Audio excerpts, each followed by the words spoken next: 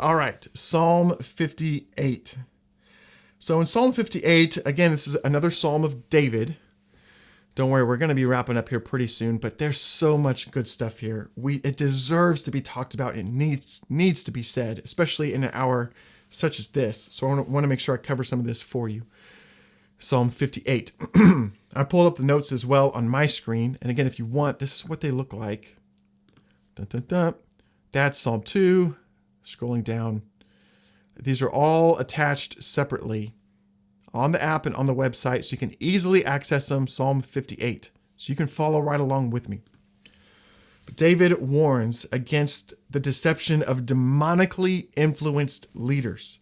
This is getting deeper than just the stupidity of humanity, but this is where there's been demonic deception that has crept in that really finds its root back in what God referred to in Genesis 3 as the offspring of Satan. Remember, in Genesis 3, when sin enters the story, God addresses his redemptive plan. He introduces his redemptive plan by speaking to Satan. And he says, the offspring of Eve will crush your skull. And the offspring of Satan will bruise your heel, but the offspring of Eve will crush your skull. And so now we're looking at the offspring of Satan that were referenced. And these are, a lot of commentators argue it's both. It could be either actual fallen angels who have turned against the covenant and are participating in the rebellion, and leaders who are being influenced by them, human cooperators who are in agreement with them. So I don't think it's necessarily either or. I think it's a little bit of both. And what's interesting is that this is kind of addressing fallen angels directly. In another chapter we're going to look at soon, I've actually already written the notes for it, and it addresses fallen angels as well.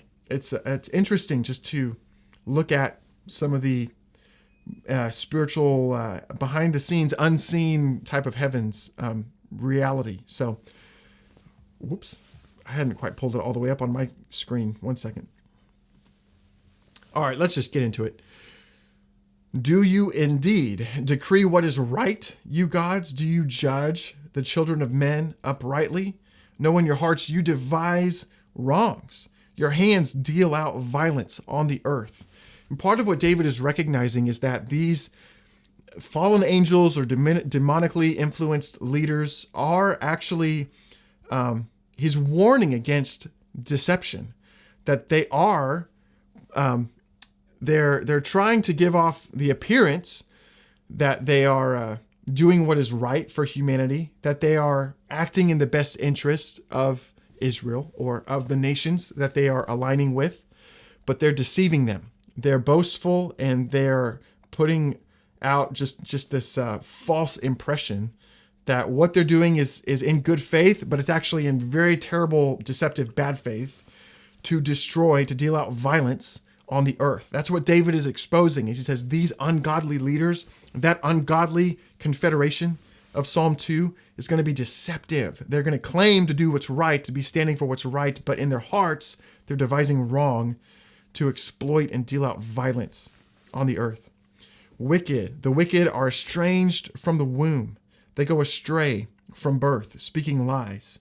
Now, again, he's speaking of these just demonically deceived, influenced, whether it's the fallen angels or the humans, both. They're fully estranged. They are totally separated from truth, and that deception, it wholly captures them. They're completely captured by it because they have this venom, like the venom of serpents, like the deaf adder who stops up its ear. Literally, they are ignoring any kind of warning. They try to insulate themselves from any type of reasoning that would convince them otherwise. They're fully captured by their deception because they become totally unreceptive to any warning, to any correction, or even if we would try to put out rational incentives for righteousness or disincentives for wickedness, they ignore it. They just go deaf, and they're just committed to injecting their poison into their victims. And you can see in verse 5, so that it does not hear the voice of the charmers or even the cunning enchanter. And the charmers and cunning enchanters are not necessarily evildoers. They're actually people who are trying to correct the wickedness of the serpent. But that venom that started all the way back in the Garden of Eden runs deep, and it is fully deceived these wicked leaders. Now, just to note, this level of deception is fully typified. It has its full final fulfillment in an anti-Messiah that the New Testament describes as the Antichrist. And so as David is describing verses 3, 4, and 5, this wicked leadership that's so estranged from truth, many later prophets will use this language to describe the Antichrist himself, who is the opposite. He's the antithesis of God's messianic figure. Satan has a messianic figure, an anti-Messiah, you should say, who is committed to the complete opposite of everything God wants to do. He's committed to Israel's destruction and the destruction of the covenant, and ultimately the destruction of the human race. David is just barely referencing that here. I'm getting a little bit ahead, referencing some future passages we'll look at. But anyway, I just wanted to give that for context. But then comes this prayer. David prays. Let me scroll up so you can see more of it. David prays, "Oh God, break the teeth in their mouths." And you can imagine future victims of the Antichrist praying this prayer. "Oh God, break the teeth from their mouths," that venomous teeth of the serpents. "Tear out their fangs of even their young lions. Let them vanish like water that runs away. When he aims his arrows, let them be, when the wicked aim their arrows, let them be blunted," that they would just be wholly ineffective, that all their attempts to destroy would not work. "Let them be like the snail that dissolves into slime, like the stillborn who never sees the light of day. Sooner than your pots can feel the heat of thorns, whether green or ablaze, may he sweep them away." Now that phrase, "sooner than your pot can feel the heat of thorns," that is the sudden and intense deliverance. The sudden and intense deliverance. I think we referenced that a couple of chapters back, just how rapidly God sends his deliverer to act. The reason why it's this rapid and sudden intense deliverance is because that's kind of what the heat of thorns represented. You could grab these briars, put them underneath a kettle, and they would quickly light, and they would have this rapid burning, intense heat, quickly burning. It's not like this long, slow burn. It is sudden. It is intense. It is a way to bring water to a really quick boil. It's like turning your burner up to extra high. Boom, the sudden intensity of the heat is the judgment of God, his wrath against these adversaries. And again, to deliver his people. Because look, David describes it.